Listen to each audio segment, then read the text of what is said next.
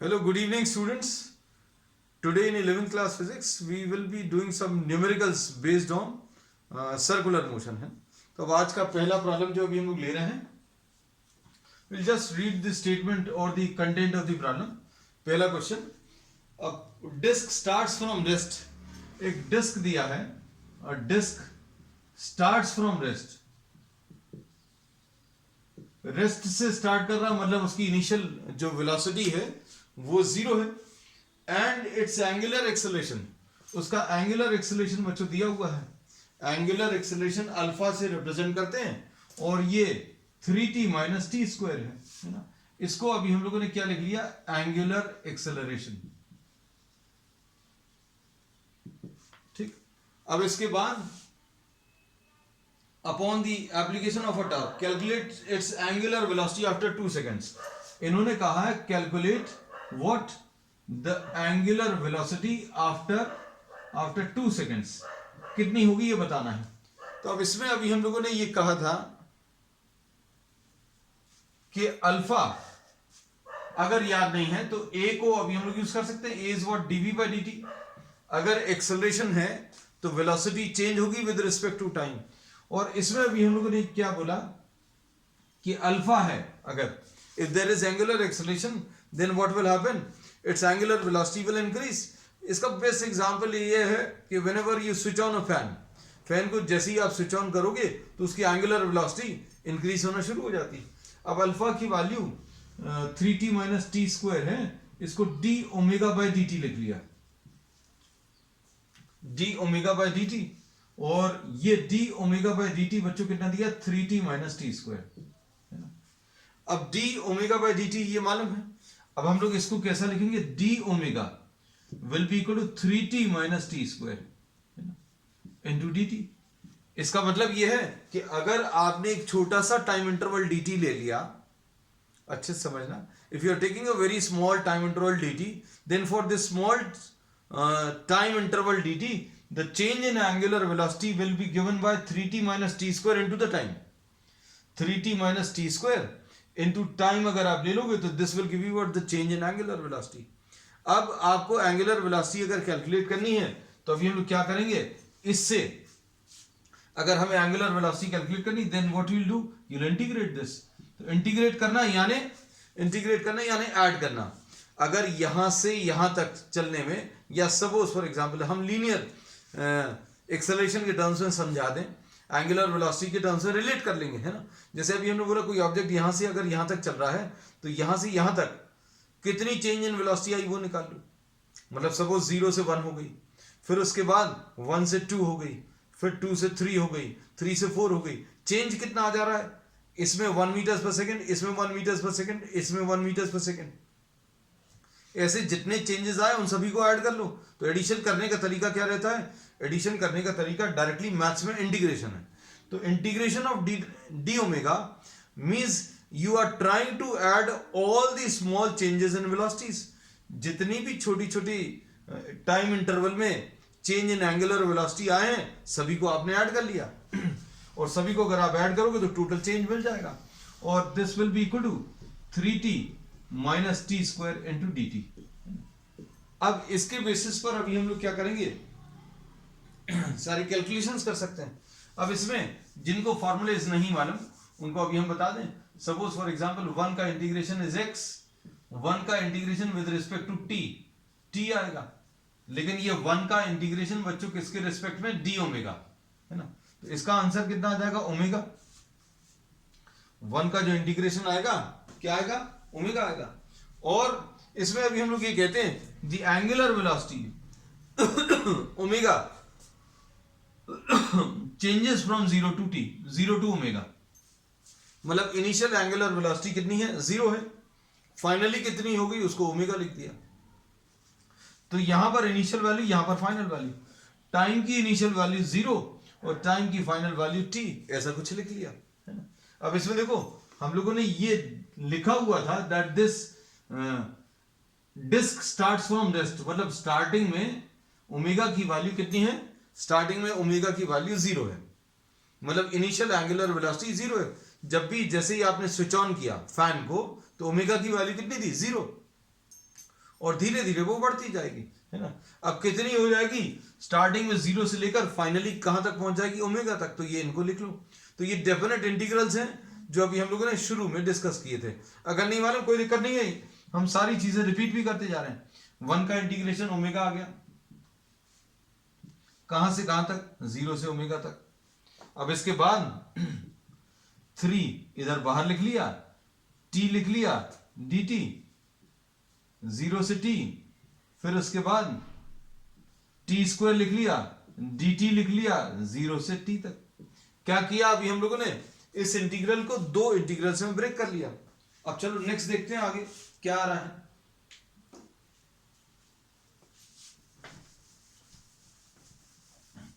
Integration of t to the power of n is equal to t to the power of n plus 1 upon n plus 1, ये formula use करेंगे, है ना। Integration जो है mathematical concept है। तो अब इसमें क्या करते हैं, ओमेगा कहां से कहां तक चेंज हो रहा है, 0 से ओमेगा। अब इसमें 3 लिखा हुआ है, t के ऊपर यहां पर 1 है, t के ऊपर 1 है तो फॉर्मूला क्या है, t के ऊपर 1 plus 1 अपॉन 1 plus 1। t के ऊपर 1 लिखा हुआ है तो इंटीग्रेशन इसका कितना आ जाएगा, t के ऊपर 1 plus 1 अपॉन 1 plus 1। जितना भी n लिखा हुआ है उसमें 1 ऐड कर दो और डिवाइड कर दो उसी पावर से। और ये कहां से कहां तक करना है, 0 से t तक। अब इसके बाद minus t to the power of 2 plus 1 upon 2 plus 1, कहां से कहां तक, 0 से t तक।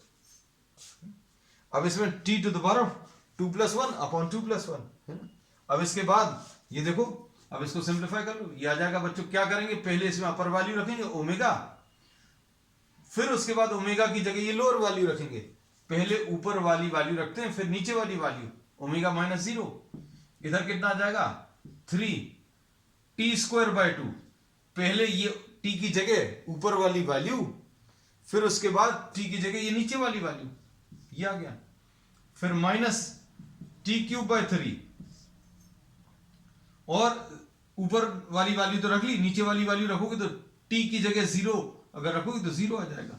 तो ये आ जाएगा बच्चों ओमेगा का ये फार्मूला बन गया, 3t square by 2 minus t cube divided by 3। अब इसको अगर आप डिफरेंशिएट करके देखोगे बच्चों, इसको अगर आप डिफरेंशिएट करके देखोगे तो यही आएगा, है ना। चेक करके देख लें, just for the sake of practice. D omega by d t बच्चों देखो, d omega by d t यानी 3/2 d by d t of t square minus 1/3 d by d t of t cube, है ना। तो ये कितना आ जाएगा बच्चों, डिफरेंशिएशन का फॉर्मूला 3/2, ये पावर नीचे आ जाता है, टी का नया पावर, और इधर 3 नीचे आ गया पावर, और फिर नया पावर ये आ गया। तो ये देखो, ये 3t माइनस टी स्क्वायर, बिल्कुल वही चीज है ना। तो अभी हम लोग ये कहते हैं कि integration is what, this can be considered as what, the inverse process of differentiation. Integration और डिफरेंशिएशन जो है एक दूसरे के जस्ट ऑपोजिट है, ऐसा कह सकते हैं, है ना। अगर इसको इंटीग्रेट किया तो ये आया, इसको डिफरेंशिएट करेंगे तो ये आएगा, सिंपल, है ना। अब देखो, अब इसमें इन्होंने क्या पूछा था, calculate the angular velocity after 2 seconds. तो t इज इक्वल टू 2 रख लो बच्चों, t इज इक्वल टू 2 अगर आप रखोगे तो ओमेगा की value 3 into 2 square divided bye 2 minus 2 cube divided by 3। बस अब इसको सॉल्व कर लो। सॉल्व करने पर ये कितना आ जाएगा बच्चों, 1 2 कैंसिल होगा तो ये आ जाएगा 6 माइनस 8/3 यानी 18 माइनस 8/3 यानी 10/3। बस फिनिश, इतना सा है। चलो अब इसके बाद नेक्स्ट प्रॉब्लम, नेक्स्ट क्वेश्चन देख लो।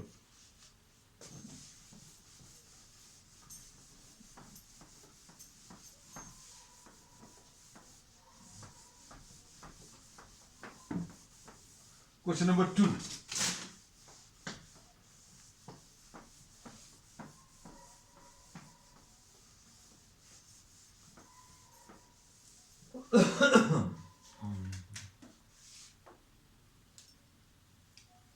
Particle is moving in clockwise direction. बच्चों क्वेश्चन नंबर 2, एक पार्टिकल जो है, डायग्राम दिया हुआ है इसमें, a particle is moving in clockwise direction. Particle moves in clockwise direction. एक पार्टिकल जो है क्लॉकवाइज डायरेक्शन में मूव कर रहा है और इसमें ऐसा कुछ डायग्राम दिया हुआ है।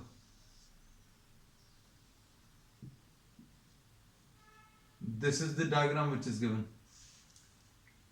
ठीक, अब इसमें क्या दिया है? A particle is moving in clockwise direction on a circular path as shown। और किसी एक समय पर इंस्टेंटेनियस वेलोसिटी, ये बच्चों एक्स डायरेक्शन है, ये वाई डायरेक्शन है। Instantaneous velocity v is given by 3i plus 3j, 3i plus 2j meters per second।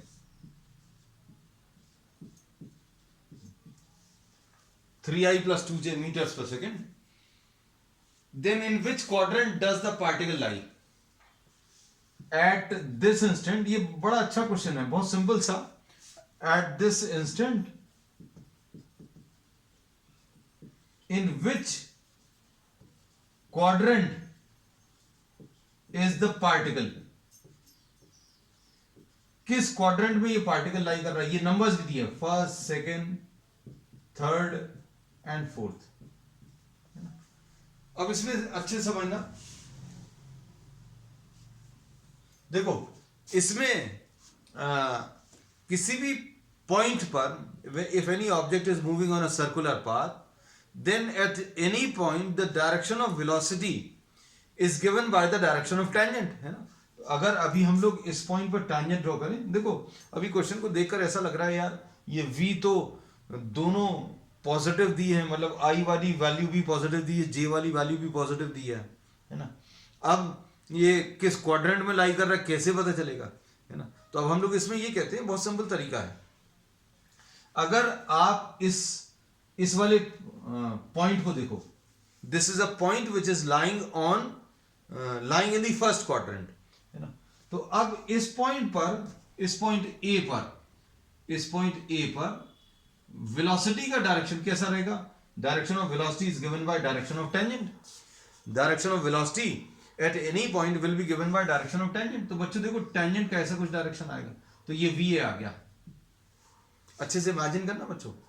अब इसमें क्या कर रहे हैं, इसके कंपोनेंट्स कैसे आएंगे, सोच पाओगे क्या? कंपोनेंट्स इसके, एक राइट की तरफ आएगा, एक्स वाला पॉजिटिव आएगा, और एक नीचे की तरफ आएगा। वाई वाला कैसा रहेगा? नेगेटिव रहेगा। एक्स वाला पॉजिटिव रहेगा और वाई वाला नेगेटिव रहेगा। इसको अभी हम लोग ऐसा कह सकते हैं, जस्ट ट्राई टू से this velocity in statement form. ये वाली वेलोसिटी को क्या बोल सकते हो बच्चों? अगर ये डायरेक्शन बताना है तो कैसा बोलोगे? Right and downwards. कैसा बोलोगे? Right and downwards. अगर हम इस वेलोसिटी को बोले तो ये कैसा रहेगा? Left and downwards. ये वाला कैसा बच्चों? Right and downwards.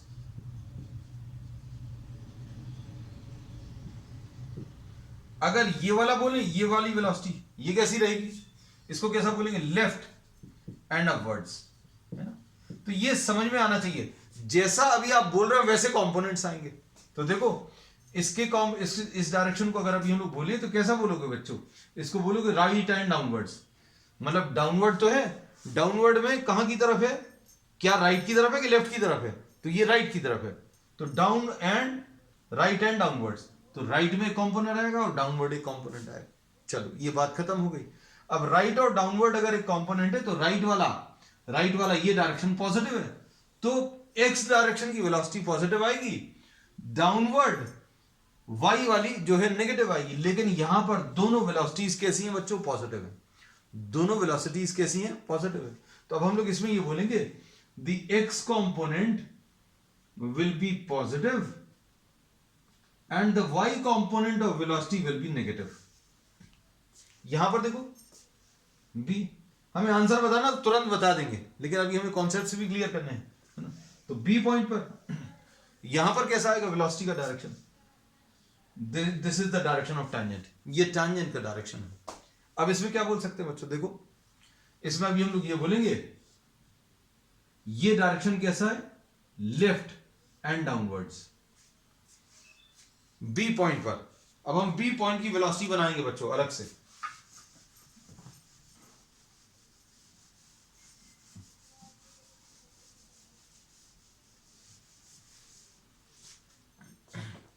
B point पर वेलोसिटी ऐसी है वी बी, ये बनी हुई है, क्योंकि वेलोसिटी का direction is given by direction of tangent. Velocity का डायरेक्शन किससे मिलेगा? टेंजेंट के डायरेक्शन। तो थर्ड क्वाड्रेंट में B is lying in the third quadrant.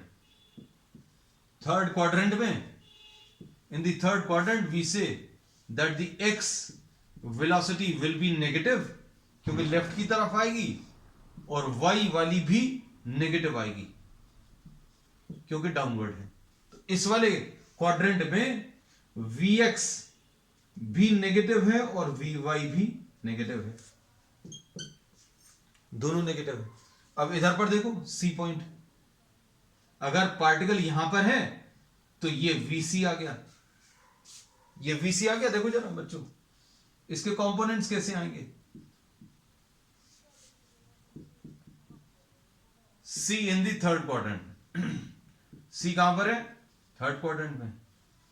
और इसको कैसा बोलेंगे बच्चों? इसके दो कंपोनेंट्स आएंगे, लेफ्ट x वाला नेगेटिव है, y वाला ऊपर की तरफ लेफ्ट एंड अपवर्ड्स। इसको कैसा बोलेंगे? Left and upward. तो एक कंपोनेंट लेफ्ट आएगा, एक अपवर्ड आएगा, लेफ्ट वाला नेगेटिव, अपवर्ड पॉजिटिव। तो इसमें क्या लिख ले रहे बच्चों? इस वाले क्वाड्रेंट में Vx नेगेटिव रहेगा और Vy पॉजिटिव रहेगा। लेकिन इधर देखो इसमें x वाली वैल्यू भी पॉजिटिव और y वाली वैल्यू भी पॉजिटिव है। तो अब देखो यहां पर हमने सबसे लास्ट में डिस्कस किया इसको, हम चाहते तो डायरेक्टली आंसर भी दे सकते थे, ये Vd। अब इस Vd को देखो बच्चों, Vd इसमें ये x कंपोनेंट आ जाएगा जो कि पॉजिटिव है, और ये y कंपोनेंट आ जाएगा, ये भी पॉजिटिव है।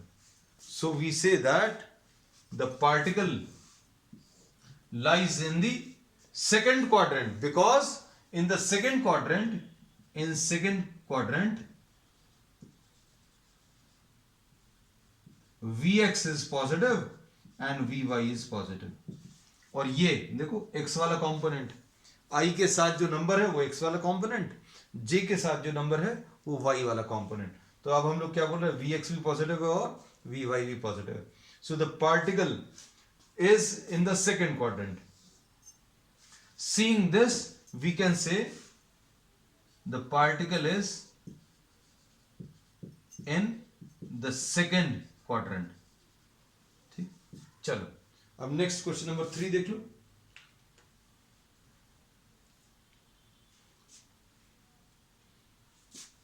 क्वेश्चन नंबर 3 में देखो अच्छे से,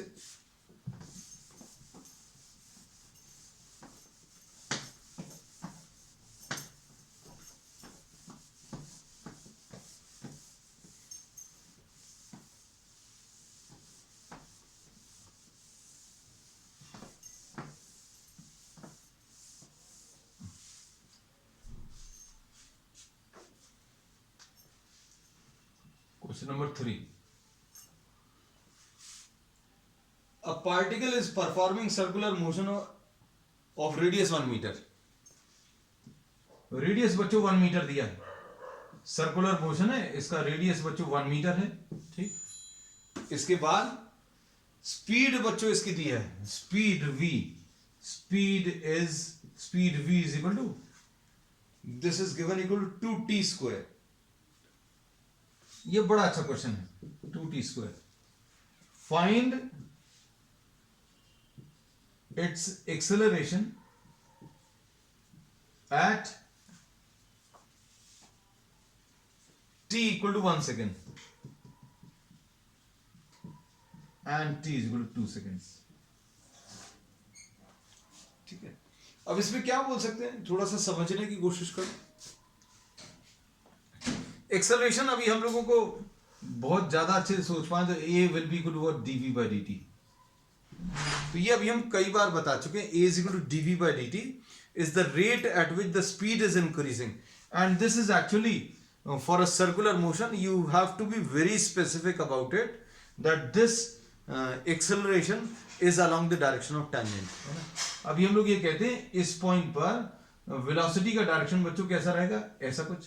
तो टेंजेंशियल डायरेक्शन में कितने रेट से वेलोसिटी इंक्रीज हो रही है वो अभी हम लोग dv by dt से मिलता है, और इसको अभी हम लोग टेंजेंशियल एक्सेलरेशन बोलते हैं.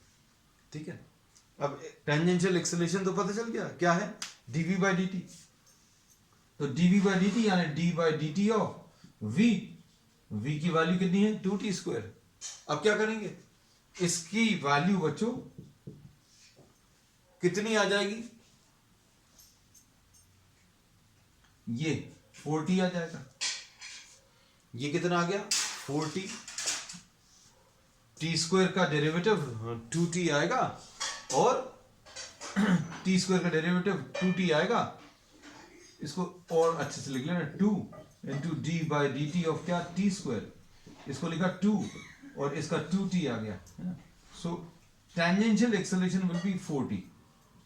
टेंजेंशियल एक्सेलरेशन बच्चों 4t आ गया. अब इसके बाद क्या करोगे, रेडियल एक्सेलरेशन भी आता है. ये तो टेंजेंशियल एक्सेलरेशन है. तो रेडियल एक्सेलरेशन जिसको अभी हम लोग सेंट्रीपिटल एक्सेलरेशन बोलते हैं, तो इसको अभी हम लोग क्या कर रहे हैं, AC लिख दे रहे हैं. तो AC की वैल्यू कितनी होती है, ये v स्क्वायर बाय r होता है. तो v कितना है, v कितना है बच्चों, v इज 2t स्क्वायर. तो ये देखो 2t स्क्वायर का whole square divided by r, तो r की वैल्यू बच्चों 1 है. तो ये अभी हम लोगों को क्या मिल गया, ये 4t to the power of 4, ये AC मिल गया, है ना. अब क्या पूछा है इसमें इन्होंने, t is equal to 1 second पर, t is equal to 1 second पर at की वैल्यू कितनी है बच्चों, at की वैल्यू 4 इंटू टी यानी 4 इंटू 1 यानी 4 आ गया. और AC की वैल्यू कितनी है, 4 into t to the power of 4 यानी 4 into 1 to the power of 4 यानी कि 4, है ना. और नेट एक्सेलरेशन कैसे मिलेगा, under root of AC square plus AT square, under root of 4 plus 4, sorry 4 square plus 4 square, under root of 32 आ गया. इसको 4 रूट 2 लिख सकते हैं. फिर इसके बाद बच्चों t इज इक्वल टू कितने पर पूछा है, t इज इक्वल टू 2 पर पूछा है. t is equal to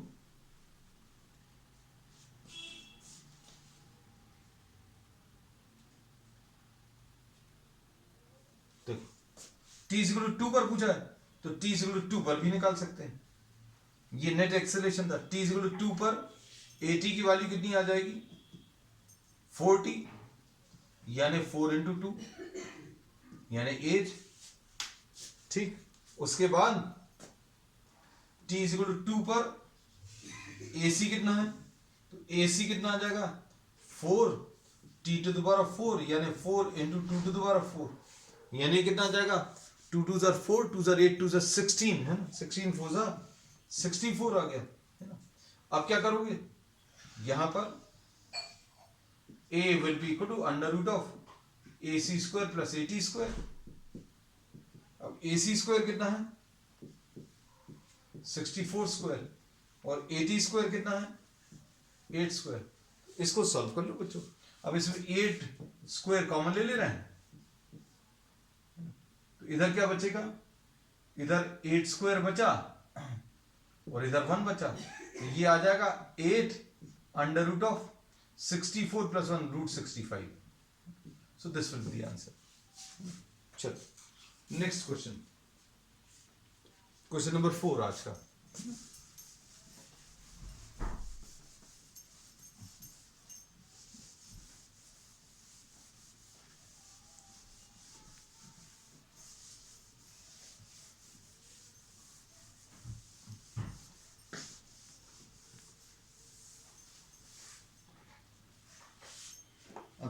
A particle is moving with a constant speed on a circular path. Question number 4.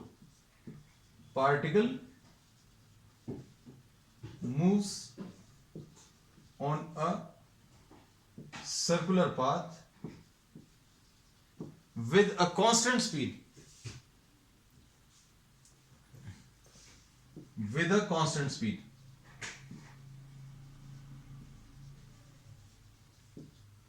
With a constant speed v. Find the ratio of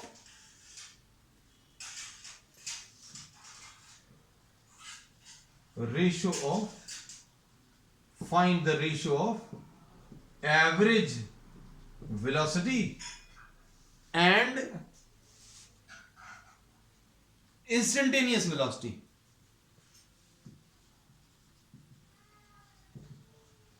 Instantaneous velocity when the particle covers theta is equal to pi by 2 angle. Theta equal to pi by 2 अगर इसने cover किया तो आपको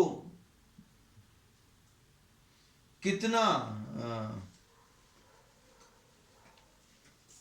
इसमें radius भी दिया है बच्चों, रेडियस, अच्छा रेडियस नहीं, particle covers theta is equal to pi by 2 है ना. अब theta is equal to pi by 2 के लिए अभी आपको कैलकुलेशंस करनी है.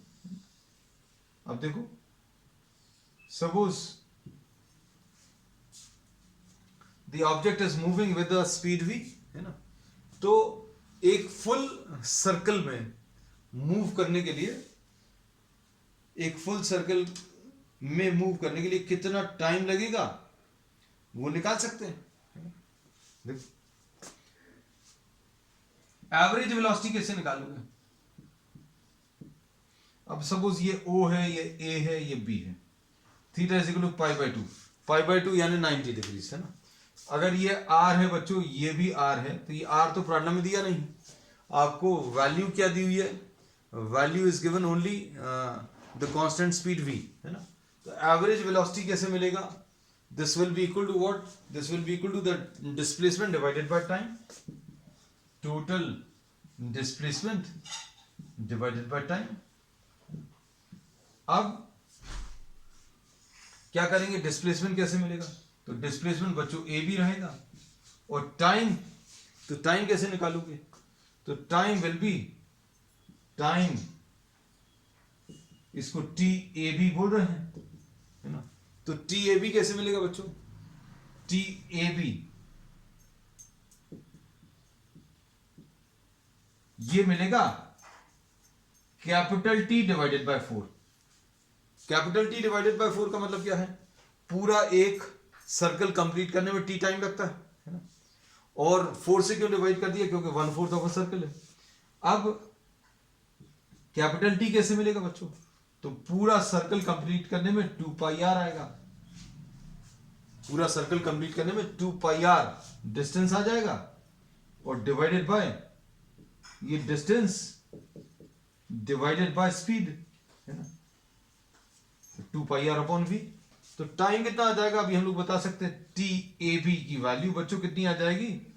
टी बाय 4 यानी 2 पाई आर अपॉन 4v, ऐसा कुछ मिलेगा. ये t तो अभी हम लोगों ने बोल दिया था बच्चों, देखो t बाय 4 लिख दें. t अभी हम लोगों ने निकाल लिया और उसको 4 से डिवाइड कर दिया है ना, तो टाइम मिल गया. अब देखो बच्चों ये r है, ये r है, तो ab ये तो निकाल सकते हो, पता करो इससे हमसे. तो ab की वैल्यू r√2 आ जाएगी. ab will be equal to under root of r² plus r² है ना. ये आ जाएगा 2r² यानी r√2। तो अब देखो सारी चीजें मिल गई, A B upon t A B है ना। अब ए बी कितना है, ए बी r√2 है, अपॉन टाइम कितना है, तो 2 पाई r डिवाइडेड बाय 4v, ऐसा कुछ है ना। तो ये कितना आ जाएगा, 2 2s ऐसा कुछ आ गया। तो ये सॉल्व करने पर बच्चों कितना आ जाएगा, 2√2v अपॉन पाई, ऐसा कुछ आ गया। अब एवरेज वेलोसिटी तो आ गई, आपको निकालना क्या था, find the ratio of average velocity and instantaneous velocity, है ना। तो average velocity upon instantaneous velocity मतलब क्या रहेगा, 2√2v upon pi divided by instantaneous velocity v। तो ये आ जाएगा इसका answer 2√2 upon pi. So this is what this is the final answer. तो बच्चों अब आज के लिए इतना ही। We will continue with many more such problems on the next one. That's all for today.